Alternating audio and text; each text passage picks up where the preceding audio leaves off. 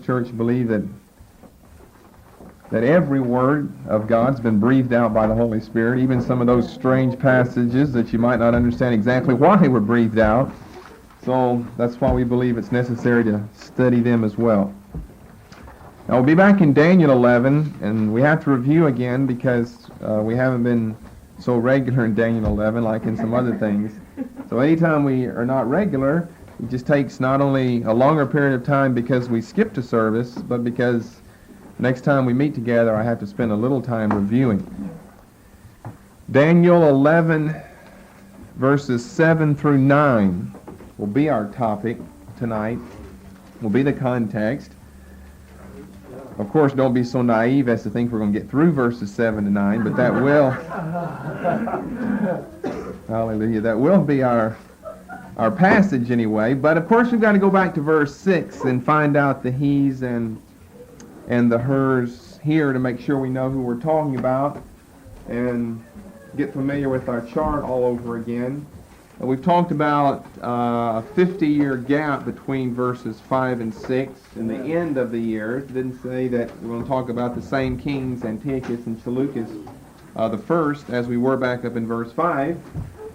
But it skips over the reign of or Ptolemy the first and Seleucus the first. It skips over the reign of Antiochus the first, the angel's revelation to the prophet Daniel, if you've got your Between the Testaments chart, over most of the reign of Antiochus the second, as well as over most of the reign of Ptolemy the second. Gives us 2 kings for the south, and then that would put us on our third one for the north. Antiochus the first and second, but remember they start with Seleucus.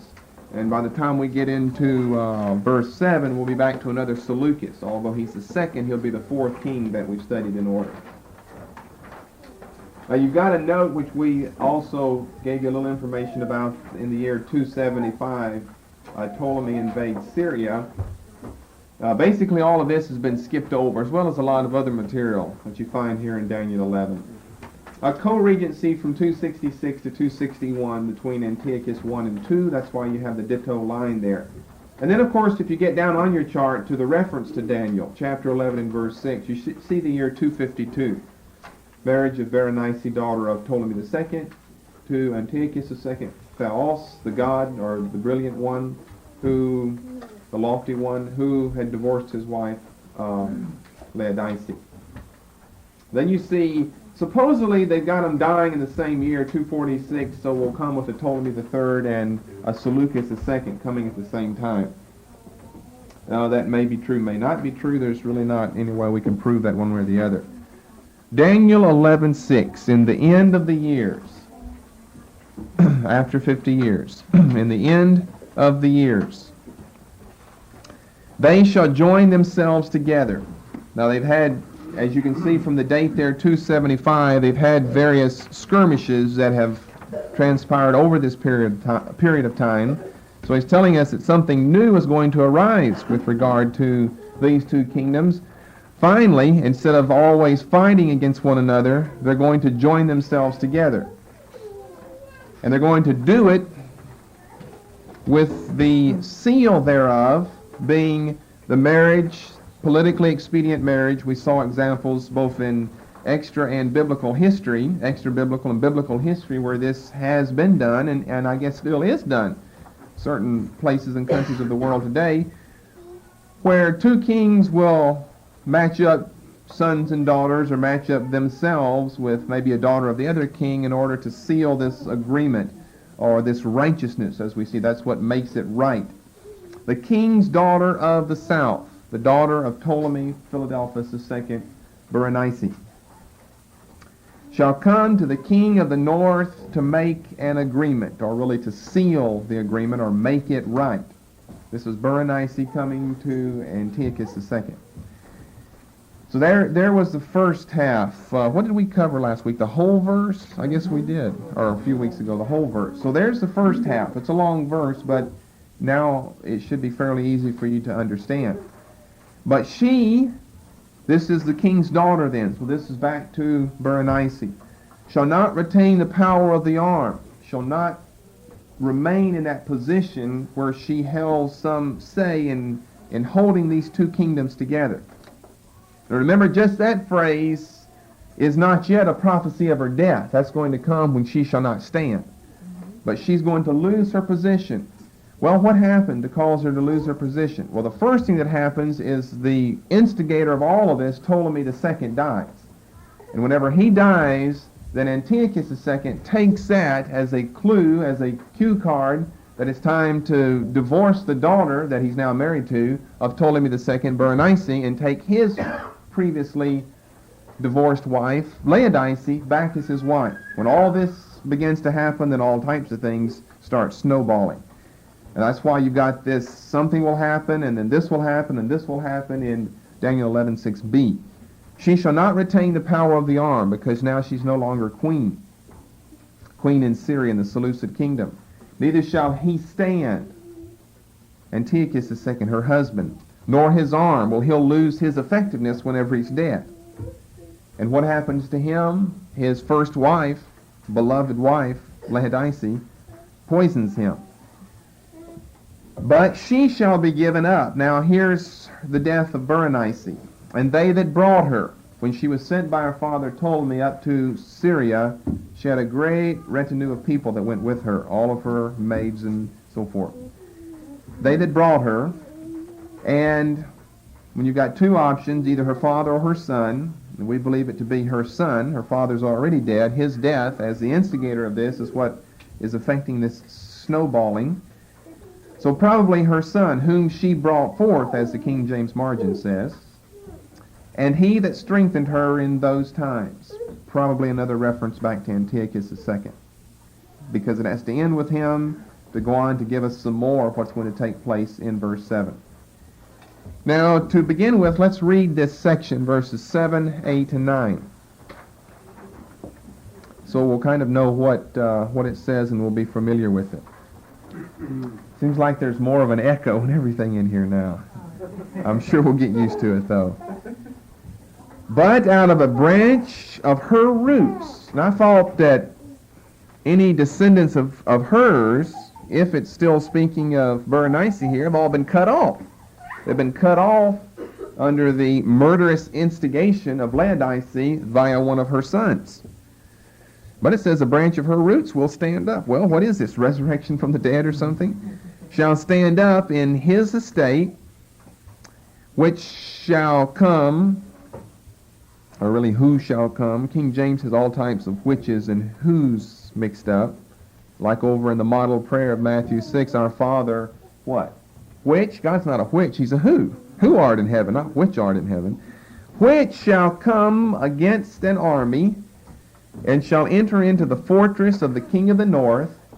So he's really helping us. He keeps defining king of the north, king of the south. And shall deal against him and shall prevail. So it sounds like someone from the south now is prevailing over someone from the north. And shall also carry captives into Egypt, their gods with their princes, and with their precious vessels of silver and of gold. And he shall continue more years than the king of the north. And so the king of the south shall come into his kingdom and shall return into his own land. Well, as always in Daniel 11, ambiguity confronts us right away whenever you open and read what actually is going on.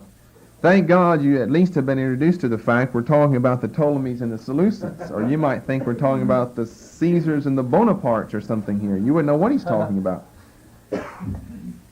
Verse 10 then is going to be in a long section all the way, I think, through verse 19 itself, which to some degree, after we work our way down a little bit, of course we're going to skip more time between verses 9 and 10. We'll forewarn you of that whenever we're approaching that passage, verses 10 through 19. But thankfully, we're going to be reduced to speaking of just a few kings, even though we're talking about a long section from verse 10 through verse 19. You've got 10 whole verses there. Fewer kings, in other words, than we have from verse 5 down through verse 9. Okay, this is one section, but really there's a division between verses 8 and 9. Verses 7 and 8 are speaking of one war, and verse 9 is speaking of a retaliatory war. But we'll put them all together and discuss them under what your chart has as the Laodicean War, which is what it is, but verse 9 really is a little separate from that. Okay, the first thing I've got down to do then is to discuss these new kings that have arisen. Now, you've probably already seen that through this all it's going to be impossible to memorize every one of these kings by the name Antiochus, Seleucus, and Ptolemy, and remember what the seventh one did and what the third one did. Don't worry about that. You got it down in your notes, and at least you're familiar. You're totally familiar with what's going on here in the intertestamental period. Now, up until this time, and it's going to continue for a while, we have yet really to get to Israel. We're not studying Egyptian history here in this church or in this class. We're studying Jewish history between the Testaments. We've yet to get to Israel. It's not just that I have yet to get to Israel. Daniel and the angel have not gotten to Israel yet. And that's for the purpose and the reason we've given you before, that he wants to make sure we have an explicit view of these seesaw battles going on between the Ptolemies and the Seleucids, because the knowledgeable student of Scripture and prophecy, recognizes that sooner or later Israel herself was going to be caught up in the death struggle between the Ptolemies and the Seleucids. With her nation perched so precariously between the two, then we know what's going to happen if you're a student of Scripture and a student of prophecy. So that's why we haven't gone to Israel. And we won't get there for a fairly good length of time. He's first of all painting the picture that this is a terrible warfare going on between these two opposing empires. Now in the year 246, Ptolemy II dies first. Antiochus II dies, around the same period of time. And two new kings come to the thrones. To the Egyptian throne comes Ptolemy III, Euergetes. And to the Syrian throne, Seleucus II, Callinicus. Ptolemy III and Seleucus II. And their extra conferred names are provided there on your chart, so I won't take the time to spell them. Okay, let's look at a little background of these kings to begin with. Ptolemy III, Euergetes, ruled 246 through 222 BC. Now, the reason I've kind of hedged a little bit and said various comments about this uniform date of 246 for both the death of the earlier Ptolemaic and the earlier Seleucid king is because of the following information. Ptolemy III, Euergetes, comes to the throne just as Antiochus II takes back his former wife Laodice, and of course disposes Berenice, who was the daughter of Ptolemy II. Related to Ptolemy III? Well, we'll get to that later on, and that will be an interesting study in itself. So that must mean that there's still a little bit of difference, although they have the years the same on the chart. No big deal, so we won't change them. But that means that Ptolemy II has to be dead, Antiochus II still alive, Antiochus going through this process that we've discussed here in Daniel 11:6b, of putting away, disposing of, divorcing Berenice and taking Laodice back. And Ptolemy III is coming to the throne just as all of this is taking place. So when he does, in the year 246, he rushes to Syria to try and save Berenice, who's part of the Egyptian crown, from all of these murderous plans of Laodice and of her son. Of course, he's too late. By the time he gets there, Antiochus II has been poisoned by Laodice. Berenice and her son have been killed under the instigation of Laodice, and probably by one of the sons of Laodice. So he fails in his immediate plan of going and trying to rescue the life of Berenice, her son, as well as the retinue of people that went along with her. But he's not unsuccessful overall. As a matter of fact, he conquers the entire Syrian realm while he's there. And this conquering and this war is referred to in history as the Laodicean War, or the Laodicean War if you want the accent as in the name Laodice. But it's just easier to remember Laodicean because we're familiar with pronunciations like that from the book of Revelation. But remember, they don't have anything to do with one another, as far as Laodice being the founding mother of the city of Laodicea or something. He conquers all the realm of Syria. This is referred to, and I think it even is on your chart, yes, as the Laodicean War, or Laodicean Wars, because they're thinking of, well, they've got it singular, but it could be plural if you want to take verse 9 with verses 7 and 8. Okay, a few side comments about the reign of Ptolemy III before we get back into the verse, or before we get into some other kings and then back into the verse. Like the other Ptolemies before him, he's a man of the arts and sciences. This is really important. That statement is, I'm just going to give you a few interesting tidbits that really aren't that important, don't interest me too much, and maybe not you, but I'm going to give them to you anyway, bless God. But it's important to know about what's going on in Egypt because of the place that Christianity is going to have in just a couple of centuries there. Christianity is going to spread down there. And we're going to have to know something about the background of Egyptian history. So like the other Ptolemies, he's a man of the arts and sciences and culture and the museum and the astronomy labs and all of this type of stuff. There are two important, I've given you before, like under Ptolemy II Philadelphus, important scientists or mathematicians or whatever who lived during the reign of these kings and served in their court. And there are two that lived during the reign of Ptolemy III that are important. One, Eratosthenes, Eratosthenes,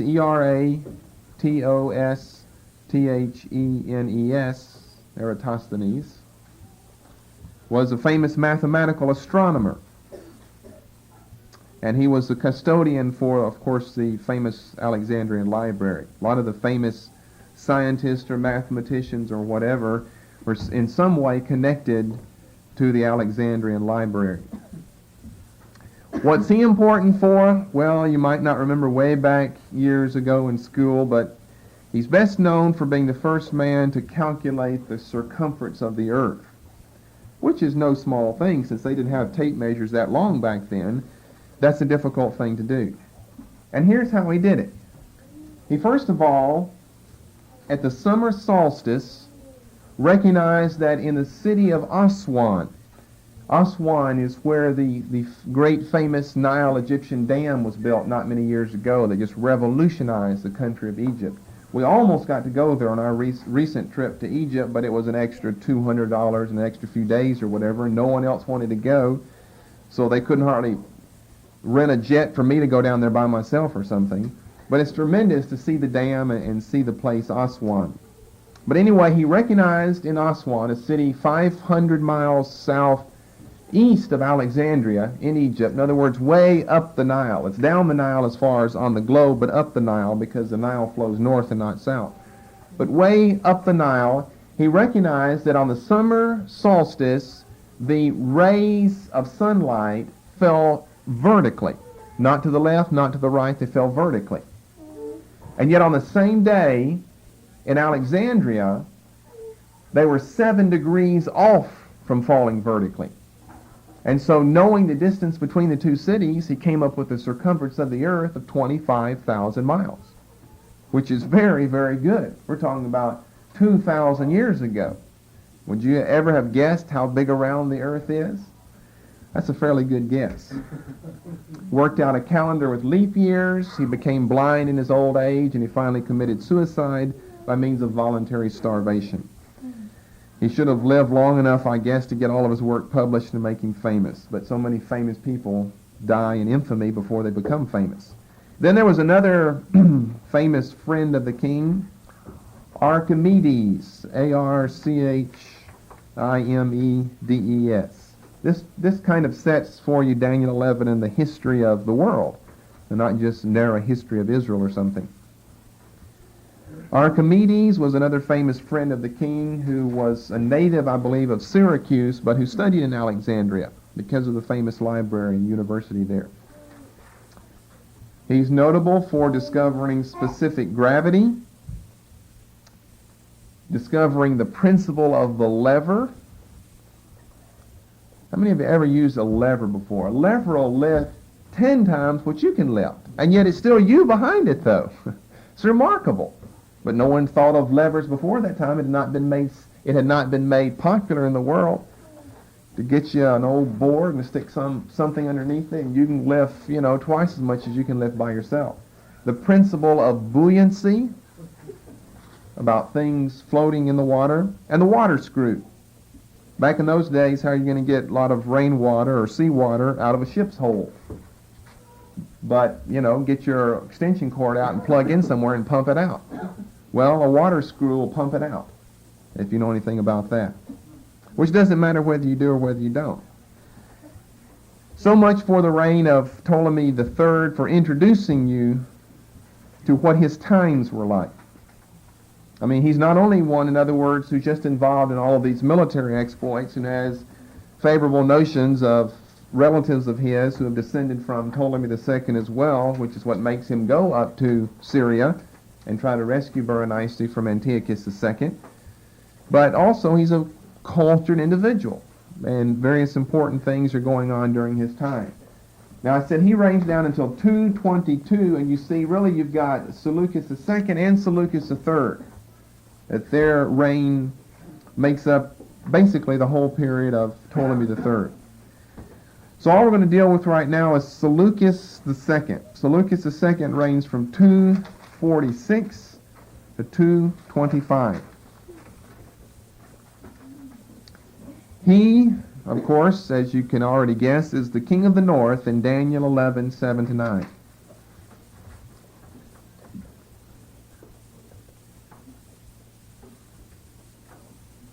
Of course, that means that Ptolemy III also is the king, but he's the king of the south in Daniel chapter 11, verses 7, 8, and 9. Okay, that's all I'm going to say about the kings. Let's get into the passage itself. Out of a branch of her roots shall one stand up in his estate, which or who shall come against an army, and shall enter into the fortress of the king of the north, and shall deal against him, and shall prevail. So make sure you kind of know what we're talking about, because that's probably all we'll be able to do is look through verse 7. Now, these verses, 7, 8, and 9, speak of the events of the kings Ptolemy III and Seleucus II, are referred to as the Laodicean War, or wars, plural.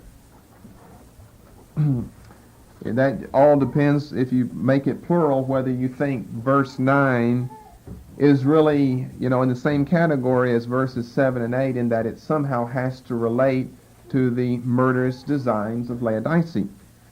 If you do, and really it doesn't, then you'd put Laodicean Wars. It doesn't make any difference, but I'll refer to it as the Laodicean War, one war that dates in the year 245 BC that takes up verses 7 and 8.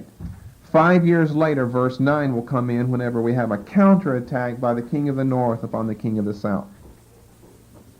So here's a quick outline of the three verses. Verse 7, Ptolemy attacks Seleucus in the year 245 BC. We have the beginning of the Laodicean War. Ptolemy III attacks Seleucus II, initially attempting to save the life of Berenice and her attendants. He fails, but we know that he does overrun the Syrian realm. Verse 8, details of this attack, the attack of Ptolemy upon Seleucus. Details of the Laodicean or Laodicean War.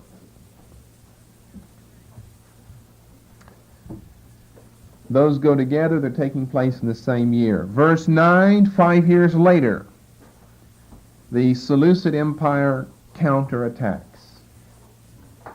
The year 240 BC. Then there will be another gap between verses 9 and 10. And then, as I've said before, verses 10 to 19 make up another long section. If you have your Hebrew Bibles ready, let's get them out and start looking in the Hebrew. Verse 7. We've got so many notes in the critical apparatus, I think we'll have to begin with that. We'll probably end up looking at all of them except maybe the last one. The first one and the last one aren't that important. The second one is, and the third one we might beg to differ with them on it being an adverbial accusative instead of an accusative of direction, but we'll get to that one in a moment. Praise God. Look at all that material before you in your Hebrew Bible. Well, just a few months ago, you wouldn't have known that from anything. But now you know the names of all of those characters. My, it doesn't take very long. We're going to take the first phrase here in verse 7, but out of a branch of her roots shall one stand up in his estate. I'm sorry it's so long, but that's really the first part of the verse, the first section.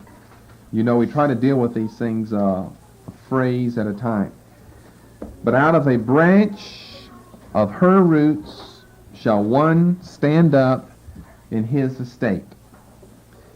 In other words, we're going to have to kind of define branch, her, who's the her, roots, shall stand up, who's the one that shall stand up, and in his estate, well, whose estate is his?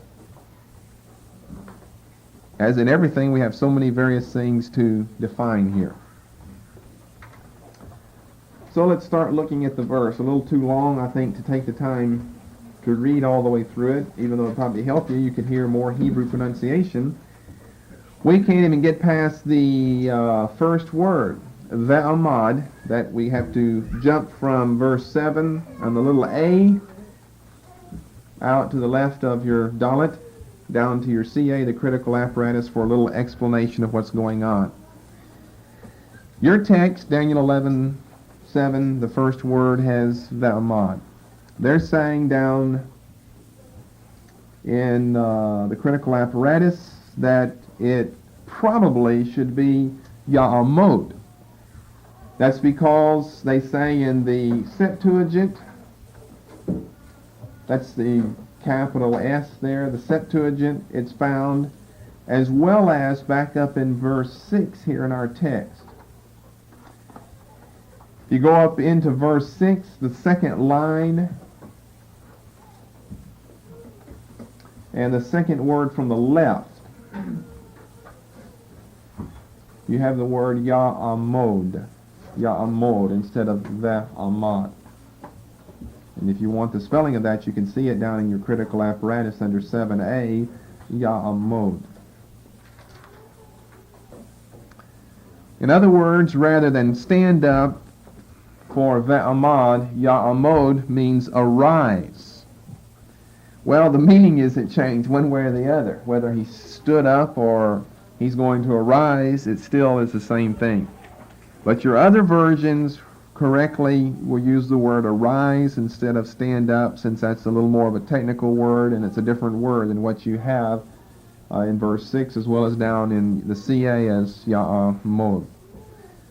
But I didn't change mine because it doesn't change any meaning though. Out of a branch of her roots shall one arise in his estate. That's what they're saying. Okay, the second and third word. This maybe is the most important thing, and there aren't that many important things down in the CA, but this maybe is the most important phrase, and it goes from B, to B, B hyphen B, as you look down in your CA and as you can see in the text. Minetzer sharasheya are the two words that you find here. Is everyone up with us thus far? Minetzer sharasheya. Now you look down there in your critical apparatus and you see all of this long explanation here. By the way, you've got little keys that go with your Bible that will explain some of these Latin terms to you. But you can kind of tell what some of them mean anyway. What they are saying here is that the mean, the mem, and the short I, noon, that are the first two consonants in the first vowel point there on the second word of the verse, really is a partitive, which is a long word, meaning it's a part of a whole, but what they're saying is that it's attached to the wrong word here. It's partitive, and it's partitive here in the second word, but it should be partitive in the third word. So you have to look to your second word, going back up into your text now, away from the CA, back up into the text, and you see how the word starts off, minetzer. And yet if you look down in your CA, they've got the noon, and then a little slash mark beside it. That's just a mark for abbreviation. In other words, just the noon there stands for the netzer that you've got that end the second word there. Tell me if I'm talking too fast. You've got to be looking back and forth to kind of follow as I'm talking. So that's all down in the CA. The very last thing under B-B, the very last thing, go all the way over until you get to C, and you see a little noon and a little slash there. That's what they're saying. In other words, they're going to give you that second word, netzer. Not that the word ends with noon, but begins with noon, and then the little slash would stand for that tzadi and the resh. For the continuation of this message, please... They're going to give you that second word, netzer. Not that the word ends with noon, but begins with noon, and then the little slash would stand for the tzadi and the resh. And then the next word, if you go back up in your text, is sharashayah. It starts with a sheen. Well, so does this little word they have down there, except they have a prefix, a partitive, me, or mean. They've dropped the noon here, but the me sharashayah, as you see down there.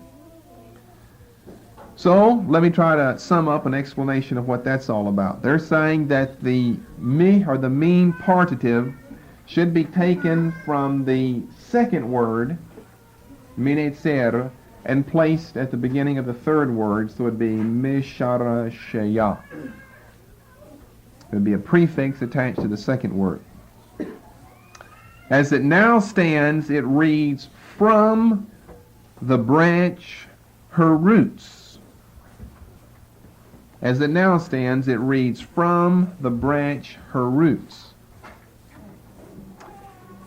If you follow the CA, then it would read, a branch from her roots, which does somewhat change the meaning. King James has pretty much taken, not that they've taken the CA reading, but they've pretty much got that idea.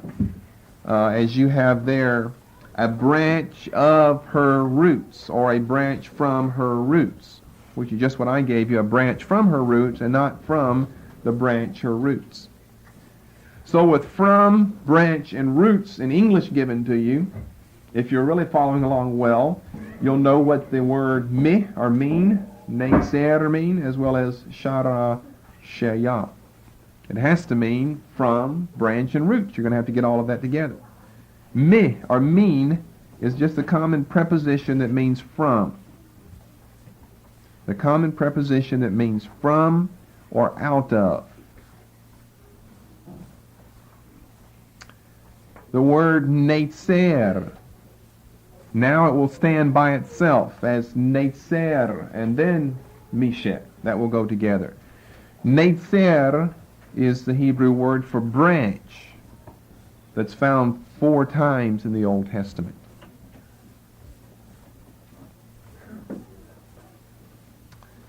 And then we have this long word, sharashayah, or now we'll have misharashayah, but shoresh, which is the root of this word, means root.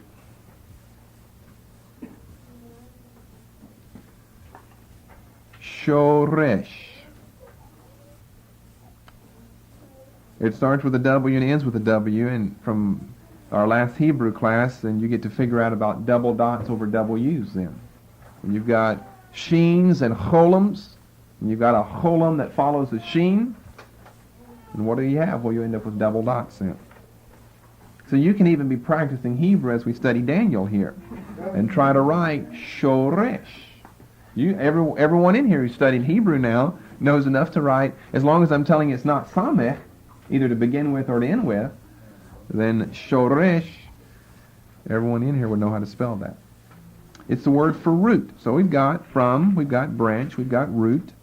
It appears over 30 times in some form. This is just the root of it, shoresh.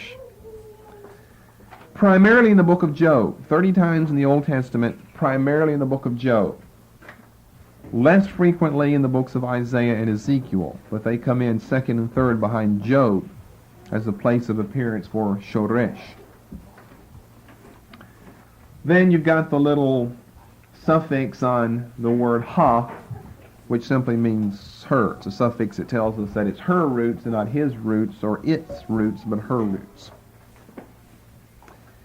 Now, this reminds me right away, without even studying, the Hebrew or something, you can just read along in the English, and when you see this branch of her roots, it right away reminds one who knows something about the Scriptures, and you don't have to know a whole lot, of Isaiah chapter 11 and verse 1.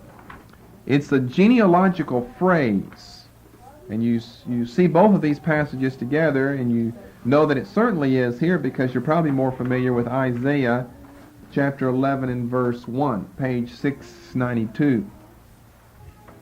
Turn over and see if we don't see the same phrase, and the reason I want you to turn over is see if they don't have it right now, right in the text and not in the CA in Isaiah 11 and verse 1.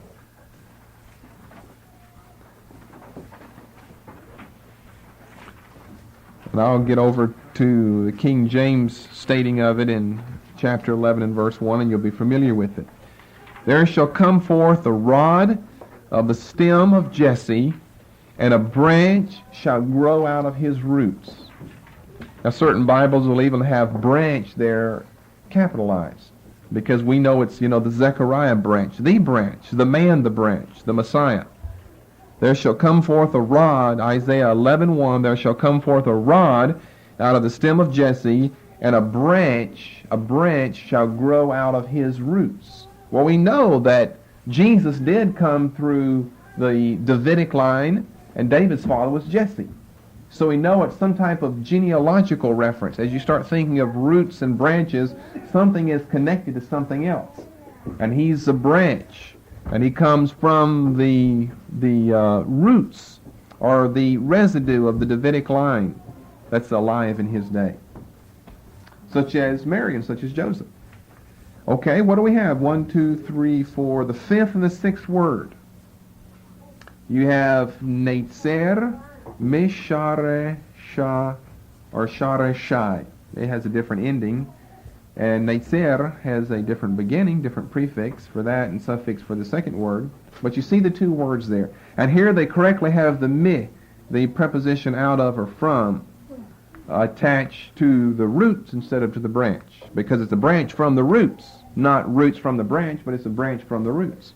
So it's kind of a little confusing, you see, over in Daniel 11. That's why we turn over here, because this is an identical same phrase as far as the basic formulation of the word, not counting suffixes and prefixes. It's exactly the same. So if you look there at the fifth and sixth word, then you'll know what I'm talking about if you didn't follow us back in the CA of Daniel. So, in other words, this is what we have for the first phrase. Literally, this is how it would read. And one branch from her roots shall arise. We haven't gotten down yet to estate and so forth, but one branch or a branch, we know it's a and not a plurality of them. One branch or a branch from her roots, a branch from the roots and not roots from the branch. A branch from her roots shall arise. Okay, any questions on that? Let's go on to the third reference, which would be under C, which is under the word kano. The third reference, C, your fourth word in Daniel 11:7, kano. They say under that it should be an adverbial accusative, whereas it may better be thought of as an accusative of direction. The word means, kano means place or office or base, B-A-S-E, or estate. But estate, not like we think of estate, like real estate, or someone's mansion, their estate, but a place, an office. And they're saying probably the prefix all should be attached to the word kano, so it'll be all kano. Probably that's true. They say probably it should be, probably it's true, we agree with them. Such as because it appears 3 more times here in this chapter, and in all 3 other cases, kano does not stand by itself, but kano is prefixed with all kano. All, then a particular mark of punctuation, which we'll be discussing in a few weeks in Hebrew, which connects it with this second word, which joins it into one accentual unit is what it does. But if you look in verse 20, the second, Daniel 11:20, the second and the third word. And what do we have? All kano. You've got just what they're saying that it should be in our verse back in verse 7. Daniel 11:20, the second and the third word. Then in verse 21, the second and the third word, all kano. And then it's also found down in verse 38 as the third and fourth word, all kano. Daniel 11:38. You see those 3 references are exactly the same. But back here in Daniel 11:7, all we have is just kano. And they're saying probably the all should be a prefix. Not really a prefix, another separate word is really what it is. The all is just a common preposition that means here something like in. It's translated 30 different ways in the Old Testament, so you've got a big choice to choose from of how you want to translate this little preposition all. So in is fine. In other words, we'll end up with in his estate. We're talking about the last part of this phrase. A branch of her roots, out of a branch of her roots shall one stand up in his estate. All kano, in his estate. Okay, now we can at least get started into the verse on the right textual foot. I said we've already looked at the meaning of branch and root, but we've got 3 people evidently involved in this verse, or in this phrase of this verse. And those we have to identify to begin with. First of all, we have her. It's her root. So we have feminine, suffix ha, so we know a woman is being spoken of. 3 people are mentioned here. First of all, her has to refer to some woman. In the second place, the theme of the whole phrase is that someone is going to stand up. And it's not her, it's someone from her roots is going to stand up. So a person who stands up, there's the second persona of this part of the verse. Then they're going to stand up in his estate. So we'll have to define the his. Okay, who's got a guess? Anyone want to guess on who these 3 people are? It's really not that difficult, except for the resurrection of the dead right in the middle, because we know that Berenice doesn't have any children. Out of a branch of her roots, whose roots? Laodice? What about Berenice? She's the theme of verse 6. It's the marriage alliance between Antiochus II and Berenice. But out of a branch of the roots of Berenice, we've got that much, that far. We know who the her is. We know who the woman is in the verse. It's Berenice. Now, if you say, well, how do you know that? Well, okay, I tell you what. Let's do it your way. Since the majority always knows best, let's do it your way. We'll make it Laodice. So someone stands up out of the roots of Laodice in someone's estate, and they're going to come and enter into the fortress of the king of the north. Well, he is the king of the north. He would be if he descended from Laodice. He would be the king of the north. So you see, just read the rest of the verse, and it would dispel any notions of Laodice. It has to be someone connected to the southern or the Egyptian or the Ptolemaic kingdom, because they're going to come against the forces of the king of the north. So it couldn't be Seleucid. It couldn't be a Seleucid individual. It couldn't be from Antiochus II, or it couldn't be from Laodice. So that helps us know who the her is. It's Berenice. Out of a branch of her roots, or a branch from her roots, the out of a branch, you see, they really got the out of, they really got the mean, the partitive from preposition kind of mixed up here, because the branch is what's going to come from her roots. You don't have something out of the branch that comes out of her that comes out of the roots. You're getting too many things confused.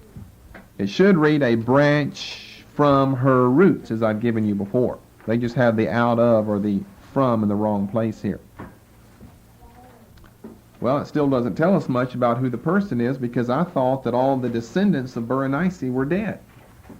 And they are. And Berenice herself is dead. A brother? Okay, how do you relate a brother then? How does that relate to a branch of her roots? Well, her roots are her parents. She's one branch out of them, and another branch would be a brother. And another branch would be a sister. All of her siblings would be branches that originated. Remember, this is a genealogical phrase here. Would be branches that originate from the same stock or the same root, namely her mother and father. So yes, definitely, we're talking about the next Ptolemy, Ptolemy III, who is the brother of Berenice. And that's why he was in such a hurry to Syria to try to stop the murderous plans of Laodice. Because they weren't just directed against the daughter of the king of the south, but against the sister of the soon-to-come king of the south. They were related. So obviously, yes, this is Ptolemy III. Will stand up in his estate. Well, that would have to refer to his father, Ptolemy II. So a branch, her brother, Ptolemy III, stands up, or literally and technically arises from her roots, her Berenice roots. Ptolemy II and his wife will stand in his estate, that is his father and her father, Ptolemy II. So the roots, we're saying, to summarize, the roots would be the parents of Berenice, and the branch her brother.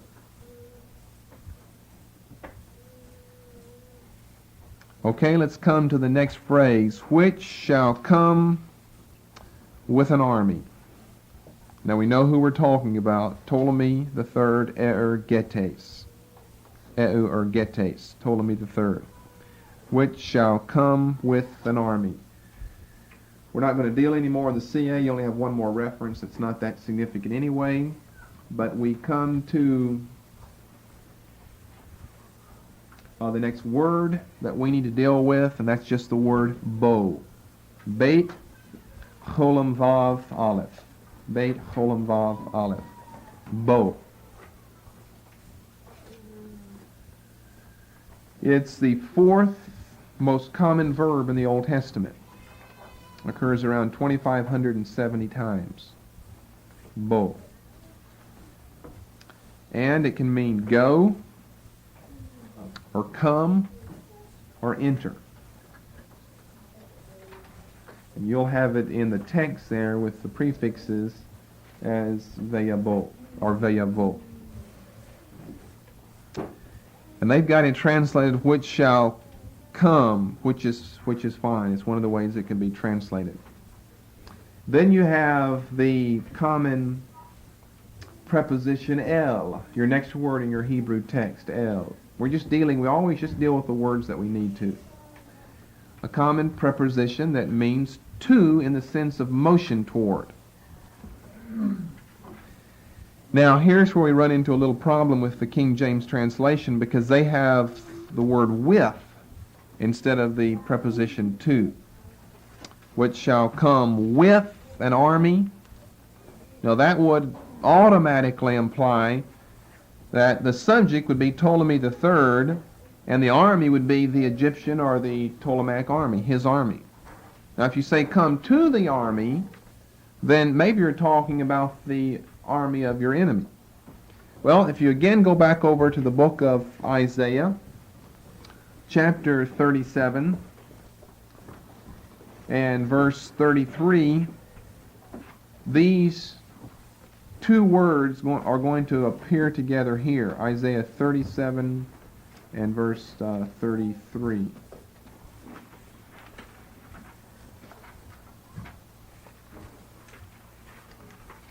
In the second line, the second and the third word.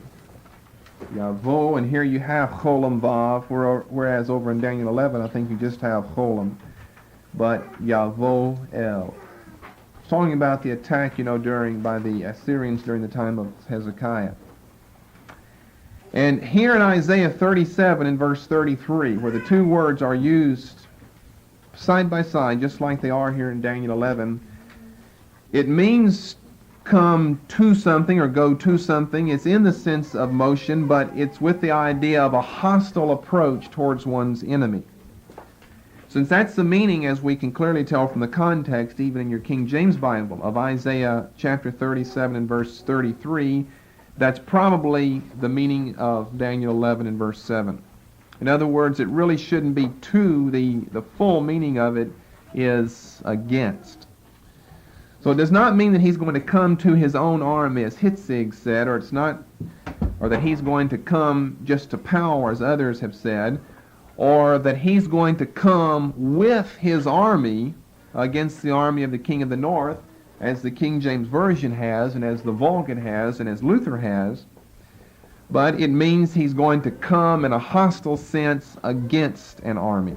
Okay, that's what the meaning is. So your word should be against and not with in King James translation of Daniel 11 and verse 7. He shall come against, in a hostile spirit against. With an army,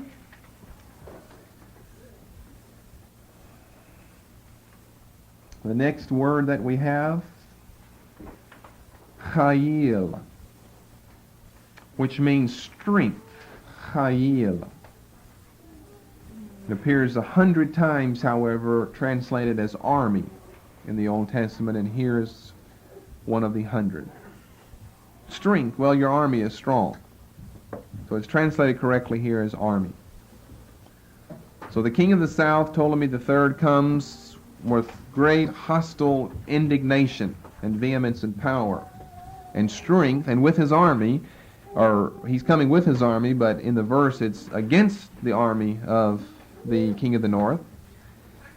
And what's going to happen? Well, the rest of the verse tells us, he shall enter into the fortress of the king of the north and shall deal against them and shall prevail. Here there's really nothing technical that we have to deal with except the word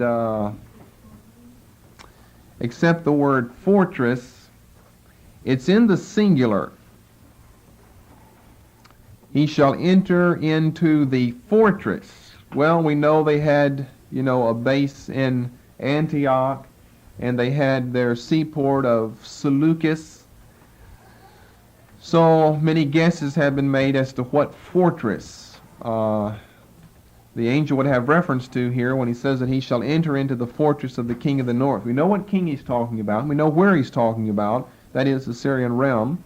We find out that he's victorious. He shall deal against them and shall prevail. Now, we've got the description of the war down in verse 8, which we'll get to probably next week. We know just from verse 7 that he is successful in what he does. He shall prevail. What about fortress? Well, it seems like the word should be taken in a collective sense, and that it just refers, to all of the fortresses in plurality. all of the fortresses of the king of the north, because in fact he does go right up and storm Antioch and storm Seleucus and take a large section of the Syrian Empire away from the Seleucid king. So he probably does not mean one single fortress, but all the fortresses and all the territory of the king of the north.